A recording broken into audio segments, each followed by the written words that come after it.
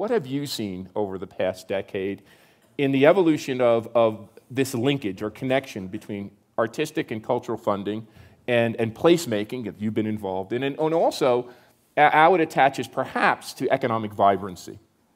So first, I think it's important to recognize that cities throughout time have sang.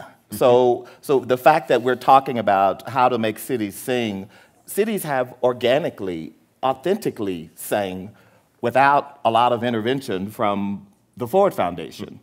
What we are now thinking about is how do we channel and support the local, authentic leadership. So you mentioned that I'm a trustee of the High Line. The High Line was the vision of two people who had absolutely no training in urban planning or urban design, who knew nothing about architecture, who had never heard of Liz Diller, but they had an idea, and that idea was rooted in a vision for what they wanted their community to be. Now, when they started to talk to people like me and Amanda Burden and various experts, the vision, I think, really was able, with the mayor's leadership, to come to fruition. But I don't want us to misinterpret or to give the impression that there is a top-down way for cities to sing.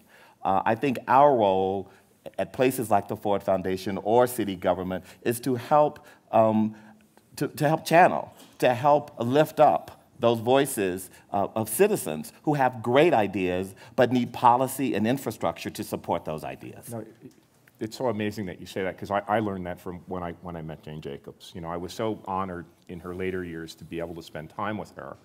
And that's the first thing she said to me: if you want to know how a city develops, don't look at the top, look at the bottom. And it was just, I mean, for me, coming from this academic environment, top-down public policy, it was a revelation. And so Dennis, you know, with a name like Florida, how could I not love Miami? I mean, it couldn't not but happen. And welcome to the neighborhood. Welcome to the neighborhood. They're all Miami Beachers now. We got to get Darren down there. That's now. right. I have the Hochbergs. I go when I can. But you've been involved, and what struck me, you know, and I want you to talk about this, but what struck me was the intersection of arts and culture and placemaking.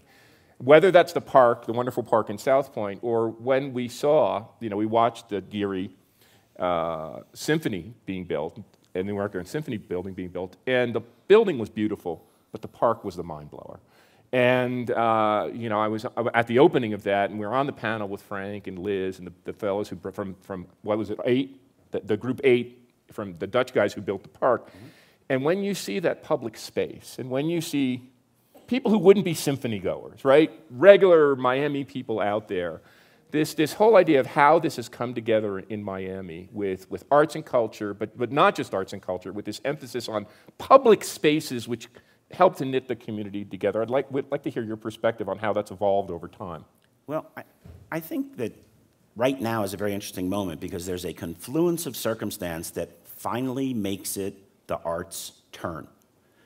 We've reached a point where maybe because of the financial crisis, people have stopped dropping multi-billion-dollar stadiums in places, chasing companies to bring them in, and they've begun to look at this organic bubbling that goes on in communities.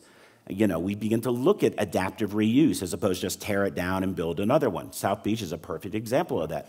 What led the way in South Beach, which has had a 100-fold increase in tax revenues? What led the way was architecture and design. People cared about those buildings. So we're at a point now where politicians, for the first time maybe, are beginning to say, well, I can't do it the way I've always done it. What is it in my community? It's kind of like museums using their permanent collections now because they can't get those big touring shows anymore. They're too expensive. So you've got this moment where people are finally beginning to look to the arts as a leader. We're no longer kind of the redheaded stepchild with our hand out. Instead, you've got the arts being a leader in communities in developing neighborhoods that heretofore might not have been developed. So I think that's a very, very big moment. The other point I would say is that we did this study at the Knight Foundation called The Soul of the Community. Mm-hmm. And we asked thousands of people using the Gallup organization in 26 communities, all of which Knight Brothers used to own the newspaper. We asked them, what attaches you to your community? What is it about your community that you really embrace And the number one thing that people cared about in their community was social offerings, the idea of arts and culture in their community. The least thing they cared about, if there are any politicians there, I know they're all over here this week, but was civic engagement. That's just not what they're coming for. It feeds so much into your work and what you've been talking about, but the number one thing people care about in their communities, the reason that they go places, are because of social offerings. And it's an incredible, if you haven't been to that homepage, The Soul of the Community, it's one of the most incredible. I'm very dear friends with Jim and participated in the design of that survey way long ago. And they've been very much trying to figure out what makes people happy and fulfilled and give them meaning and purpose in their life. And we had the idea that, well, it comes from social relationships, it comes from having great work, but your community is filling that third bucket. And when the findings came in of this remarkable survey, to see how much the aesthetic character of a community, investment in community spaces and social offerings, and in a vibrant arts and cultural community